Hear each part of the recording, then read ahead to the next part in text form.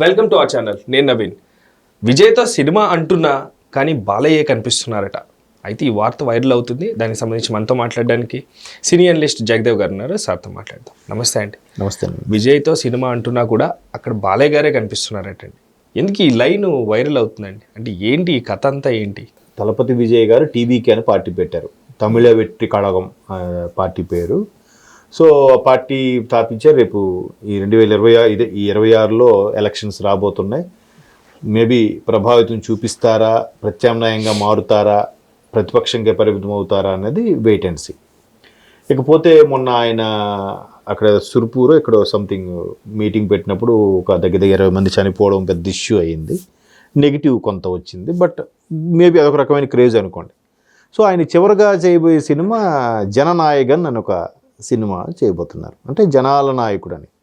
ఇది కంప్లీట్గా political entry, political కాంట్రవర్సీలతో వస్తున్న సినిమా అని నేను అనుకుంటున్నాను. కానీ ఈ మధ్యకాలంలో కొన్ని ట్రయల్స్, కొన్ని సిచ్యువేషన్స్, కొన్ని ప్రోమోస్ అవి చూస్తే ఏదైతే తమిళ మీడియాలో వస్తున్న కథనాల్లో వాళ్ళు ఎక్కడెక్కడ గెటప్స్ అవి చూస్తే ఇది ఆల్మోస్ట్ ఆల్ మన బాలయ్య గారి భగవంత్ కేసరి బేటీ బచావో కాన్సెప్ట్లోనే ఉన్నట్టుగా అనిపిస్తుంది. ఇప్పుడు ఆయనకి కెరియర్కి, ఆయన రాజకీయ భవిష్యత్తుకి ఇట్లాంటి సినిమాలే అవసరం. ఆయన ఎంచుకున్నాడు కూడా. అంటే ఒక జననాయకన్ టైటిల్ పెట్టినా, అంటే జనాల నాయకుడు అని టైటిల్ పెట్టినా, మొన్న వచ్చింది ఏంటి గోడ్ సినిమాలో మీరు అబ్జర్వ్ చేస్తే తన కొడుకుని ఎవరిని వెతకడానికి కారులో వెళ్తుంటాడు. కారులో వెళ్తున్నప్పుడు కూడా కారు నెంబరు TN సంథింగ్ 09 ఏదో ఉంటుంది, ఉంటూ CM 2026 అని ఉంటుంది ఆ నెంబరు. సో మెల్లగా ప్రమోషన్ స్టార్ట్ చేశాడు ఆయన సినిమాల్లో కూడా. నెక్స్ట్ నేను 2026లో CM అని కార్ నెంబర్ అలా ఉంటుంది, మీరు అబ్జర్వ్ చేస్తే CM 2026 అని. సో అలాంటి వ్యక్తికి ఇట్లాంటి చూసింగ్ కథలే అవసరం. బట్ డైరెక్టర్ అన్నీ చూపించిన తర్వాత ప్రెస్ మీట్లో అడిగితే ఇది తెలుగు సినిమా బాలయ్య గారిది భగవంత్ కేసరి ఉంది కదా, అనిల్ రావుపూడి డైరెక్ట్ చేసింది అని. అంటే బట్ అలాంటి జస్ట్ లీడ్ తీసుకున్నాం కానీ అది ఇది సపరేట్ అన్నట్టుగానే చెప్పాడంటే. లీడ్ తీసుకోవడం ఏంటి? జనరల్గా ఎలా ఉంటుందంటే ఇన్స్పిరేషన్ వేరు, కాపీ వేరు. ఇన్స్పిరేషన్ అంటే ఒక పర్టికులర్ మ్యూజిక్ డైరెక్టర్ పరంగా చెప్తున్నా, ఒక పర్టికులర్ సాంగు ఆ రాగంలో ఉందనుకోండి, నెక్స్ట్ అదే రాగంలో ఇంకో రకమైన కొంచెం ప్యాటర్న్ మారుస్తూ, కొంచెం రిథం మారుస్తూ ఒక సాంగ్ చేస్తారు. అది ఇన్స్పిరేషన్. సేమ్ కొట్టేశాడు అనుకో, అదే ట్యూన్ ఇక్కడ కాపీ కొట్టాడు అనుకో, కట్ట కాపీ పేస్ట్, కట్ట కాపీ పేస్ట్, అది కాపీ. బట్ ఇన్స్పిరేషన్కి దానికి చాలా తేడా ఉంది. కొన్నిసార్లు ఎక్కడో చిన్న ఒక స్ఫురణకు వస్తుంది, చిన్న థాట్ వస్తుంది, ఒక కథ లీడ్.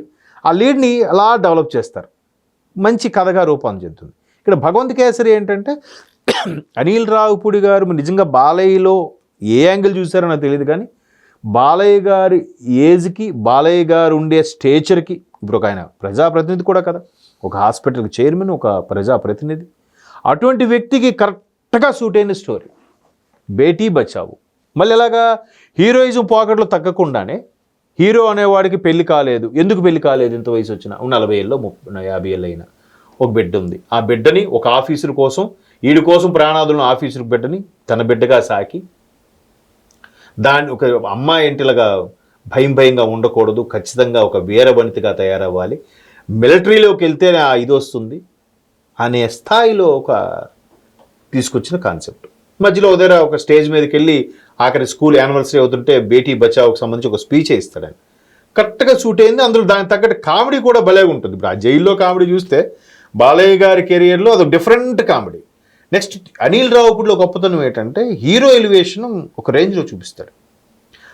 చెప్పడం కూడా ఎలా చెప్పాడు ఆయన అంటే, మనం జననాయకన్ నుంచి ఇటు వెళ్ళిపోయామేమో, జననాయకన్లో కూడా ఇవే ఎలిమెంట్స్ వాడేసుకున్నారు. అంటే కొంచెం చాలా దగ్గర వార్తలు చాలా కంపేర్ చేస్తున్నారు.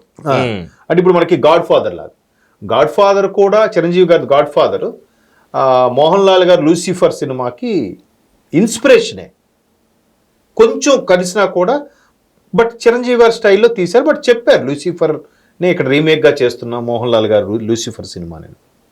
సో ఇక్కడ అలా చెప్పట్లే. వీళ్ళు తమిళ వాళ్ళు ఉన్న దారుణం ఏంటంటే కాపీ కొట్టినా కూడా మాదే పోటుగాలు అన్నట్టు ఫీల్ అవుతారు. బెస్ట్ ఎగ్జాంపుల్ చెప్తాను మీకు తమిళ వాళ్ళ మెంటాలిటీ గురించి. పోకిరి పూరి జగన్నాథ్ గారు ఇండస్ట్రీకి ఇచ్చిన first industry record super hit Mahesh బాబుది పోకిరి, అవునా?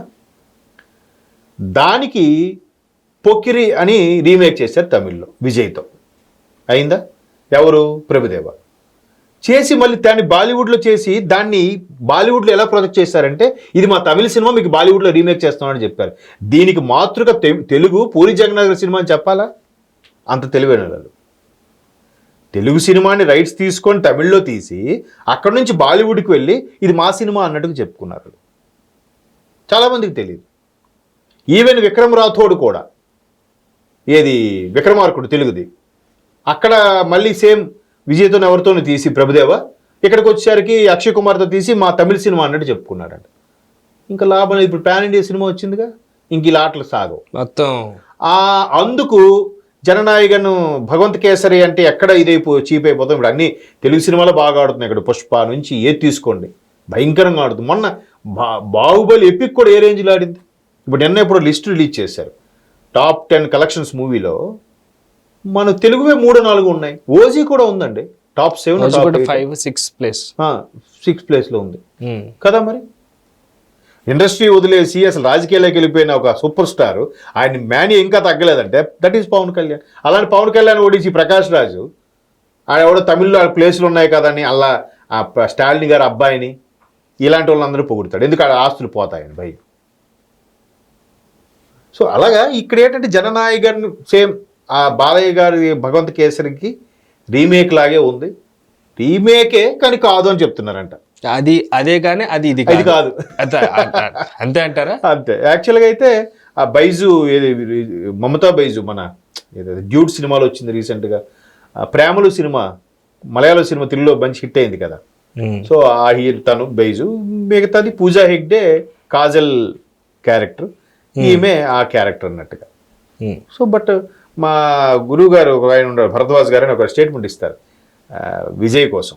నిజంగా ఆయన కష్టపడితే అడుగు ఉండొచ్చు కానీ సింగిల్ ఎక్స్ప్రెషన్ సూపర్ స్టార్ అని చెప్తాడు ఆయన. ఇప్పుడు ఆయన చెప్తుండేవాడు మా ఫ్రెండ్. ఏం సార్ అంటే ఏం మరి ఆయన నాకు ఎక్స్ప్రెషన్ పూర్తిగా ఇవ్వడు, బట్ తమిళ్లో బీభత్సమైన క్రేజీ ఉన్న హీరో ఆయన అన్నట్టు చెప్తాడు. ఒక్కొక్కరి నటన ఒక్కోలాగా ఉంటుంది. తమిళ్లో అంటే ఆయన కొద్దిగా ముభావంగా యాక్ట్ చేసినట్టు ఉంటుంది, బట్ తమిళ్లో కొంచెం అతి ఉంటుందని చాలామంది విమర్శిస్తుంటారు. బట్ అతి లేకుండా ముభావంగా చేస్తాడు కాబట్టి మేబీ ఆయన సూపర్ స్టార్ అయ్యాడేమో తలపతి విజయ్. కాబట్టి చాలా రోజుల వరకు రీమేక్లో ఉండేది. గిల్లీ తెలుగులో ఒక్కడు సూపర్ హిట్, తమిళ్లో గిల్లీస్ అన్నీ ఆయన రీమేక్ చేసేవాడు. ఇటు నుంచి అటు నుంచి ఇటు రీమేక్లు ఉండేవి. అలాగా తర్వాత ఆయన వీటి తెలుగులో వెంకటేష్ గారు, నాగార్జున గారు కూడా కొన్ని రీమేక్లు చేశారు, హిట్ అయ్యాయి. మొత్తం మీద చూద్దాం మరి రిలీజ్ అయితే జననాయకన్ ఇది భగవంత్ కేసరికి సేమ్ దించేశాడు రా అనిలా ఉంటుందో, లేదంటే విజయ్ తగ్గట్టు కొన్ని మార్పులు చేర్పులు చేసామంటున్నారు కదా, అంత స్థాయిలో చేశారు లేదో చూడండి. బాలకృష్ణ గారు మ్యాని అక్కడ కూడా మొదలవుతుంది. ఎవరు అని అంతే కదా. మొన్న ఒక తమిళ కుర్రాడు కూడా వచ్చాడు అనమాట, మా ఫ్రెండ్ వాళ్ళ ఫ్యాక్టరీలో చేస్తాడంట. వాడు వచ్చి తెలుగులో మీకు బాగా తెలిసిన హీరో ఎవరు అని అడిగాను అబ్బాయికి. అడిగితే ఇంగ్లీష్లో అడిగాను, అబ్బాయికి తెలుగు కూడా రాదు అంటే మహేష్ బాబు తెలుసు, తర్వాత విజయ్ దేవరకొండ తెలుసు అంట, ఇంకా మిగతా హీరోలు ఎవరు తెలియదు అంట అడిగి. అంటే మరి జనరేషన్ సినిమా ఓవర్ యాక్షనా లేకపోతే నాకు తెలియదు కానీ ఉడి అమ్మ అసలు టాప్ మూవీస్ అన్ని తెలుగువే కదరా, అది తెలియకపోవడం ఏంట్రా బాబు అనుకున్నా. అల్లు అర్జున్ మరి RRR, రామ్ చరణ్, NTR, తారక రామ్. అది చూద్దాం. Right sir, thank you so much. Thank you viewers, bye.